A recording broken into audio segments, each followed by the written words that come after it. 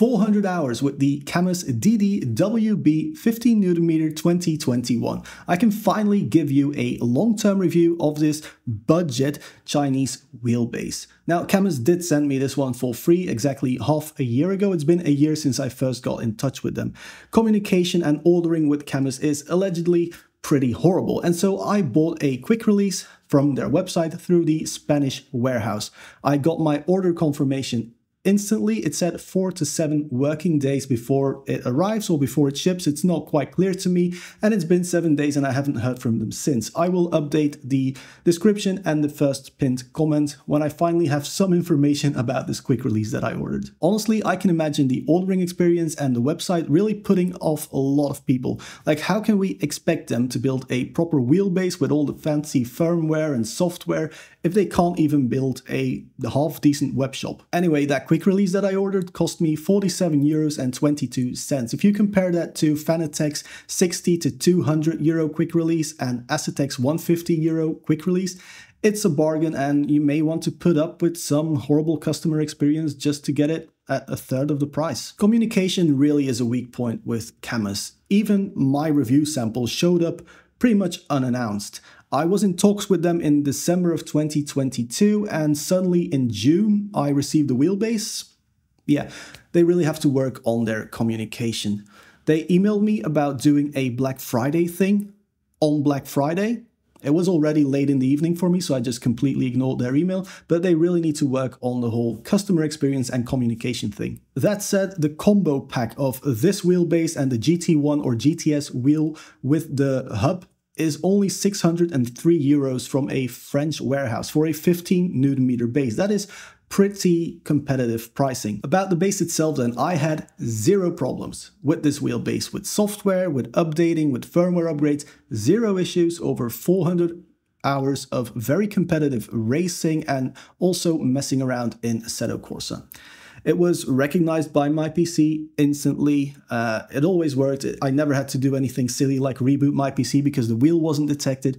It's just been super reliable. And also, it's still as smooth as the day I got it, which is very smooth, by the way. It's just silky smooth when you turn it. No notchiness or anything in there. The quick release, rock solid, zero play. And again, it's a 50 euro quick release, which you can get from basically anywhere. And it also has power pass-through. So if your wheel button plates can work with that, then that is amazing for the price. The wheel hub itself only takes power through the wheelbase, and then it communicates wirelessly with the base itself.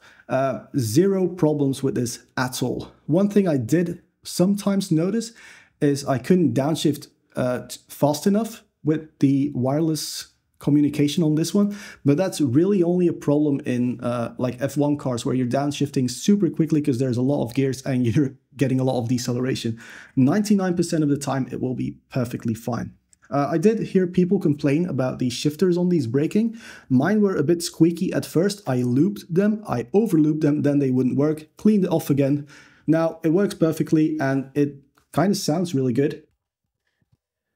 And it also doesn't squeak anymore. So yeah, this thing is rock solid, especially again, given the price points. So when it comes to reliability, I can't complain about anything. That said, it is a massive aluminium brick, probably the size of the sun, with the surface temperature of the sun as well. Cammus actually states you shouldn't use it for more than an hour at a time because it will overheat, and get hot it does. There's a tiny little 60mm by 10mm thickness fan in here. It's super loud and it doesn't do anything because there's only an intake. So you just max out whatever static pressure this tiny little fan has.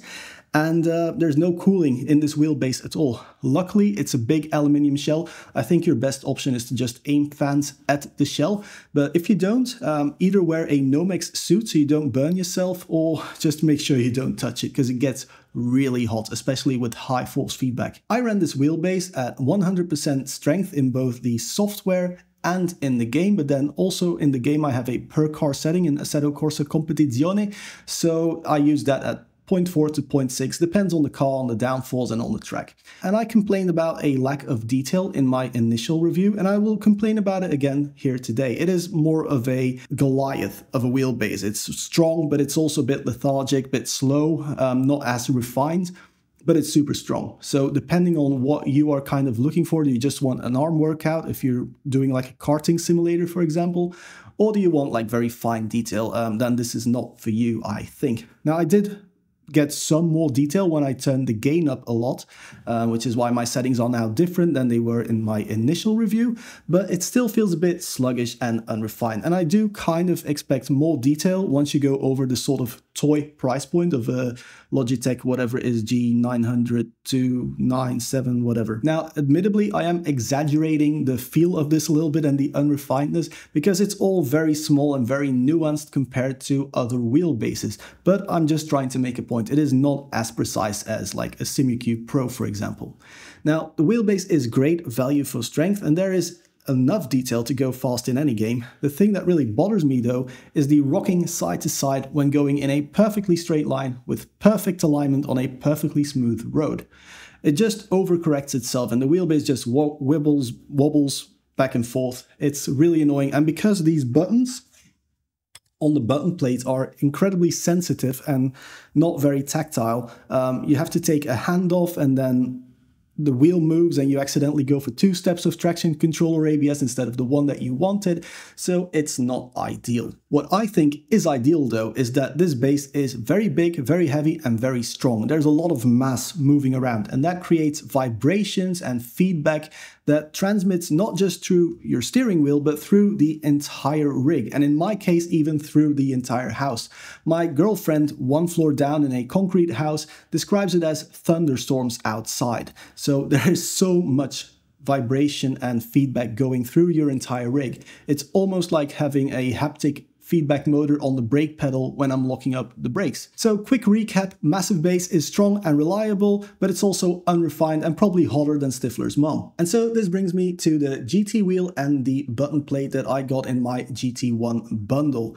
The wheel is big, the wheel is very good, solid, fake leather that didn't really wear out a lot, although at my right hand after about 300 hours it feels like the first layer is kind of moving away, and I think that basically shows that it's not real leather, it's just fake plastic leather, I think. The stitching was pretty coarse at first, but after a while it did actually soften up a little bit, and now this is perfectly comfortable. Great for driving vintage cars, great for drifting, Euro Truck Simulator with a wheel this big.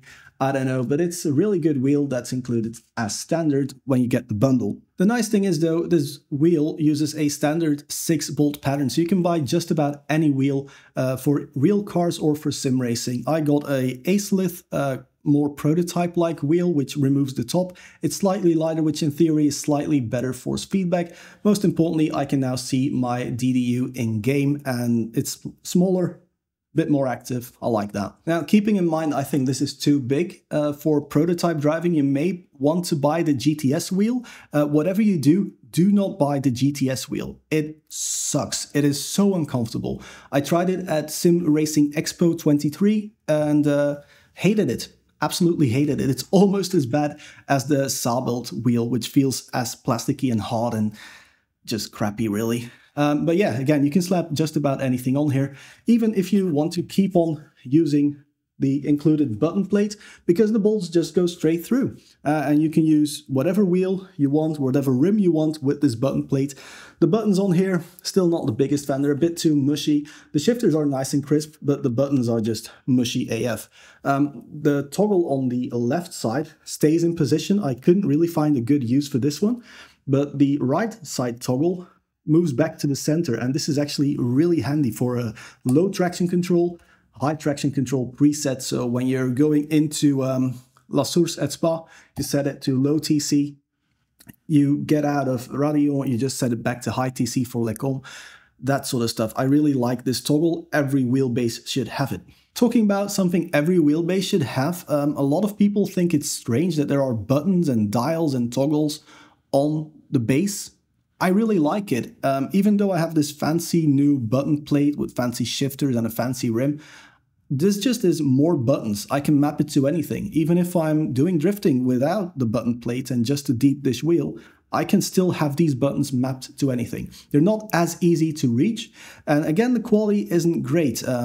The dials especially are very hard to notice the steps. They're not very tactile, especially when wearing gloves. And if you combine that with the rocking of the wheel on the straights, it's all a bit suboptimal. But having these buttons is better than not having these buttons. And I really wish every bass in the world had this sort of basic integrated button plate, because it's just super handy. Just to give you an idea what I have these mapped to, I have engine map on here, because engine map you really only change once or twice a race.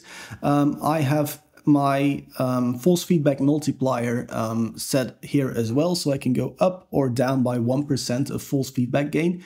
You don't do it all the time, but when you go from wet racing to dry racing, you want to turn down your force feedback in the opposite direction as well. Of course, when it gets wet, you want to turn up your force feedback, that sort of stuff, all very nice. And just having my ignition and my starter on the bass, it's just handy, and I don't have to get a separate button box, again saving me a lot of money. And so customization and buttons, of course, brings me to software. Throughout my testing, I used 1.5.20, and recently I updated to 1.5.66 because people claimed it bricked their bass. For me, it was perfectly fine. So those people sadly just had really poor luck and then a really poor customer experience again. Mine is working perfectly fine, but I didn't notice any difference in feel between the 1.5.20 and 1.5.66. So I wouldn't really bother updating your firmware and your software. Just install it once, set up your buttons and your force feedback how you like it, and then just leave it alone is what I would say. Conclusion time then, and I'm still a little bit conflicted even after 6 months of use. On the one hand, it is affordable, it is super strong, it is reliable, it's basically a tank and a little space heater. On the other hand, documentation sucks. The software is very average, if average at all. The website sucks. Communication in general is not very good. A lot of people online are complaining about communication as well. So there really should be more effort put into that. Maybe they should even increase the price by 50 euros just to hire someone else to have better customer support. I don't know any of that. I got it for free, and so my opinion may be more positive than if you actually bought this with your own money. But I'm just telling you about everything I can tell you about it, and you can make up your own conclusion about the DDWB 50Nm 2021 by Cammus. Anyway, let me know in the comments if you have any questions, remarks. If you have experience of your own, let me and everyone else watching know in the comments. That would be amazing. But for now, thank you all very much for watching. Do the whole like, share, subscribe, bell icon, all that sort of crap that YouTubers tell you to do. Happy holidays, and I'll see you all in the next one. Cheers.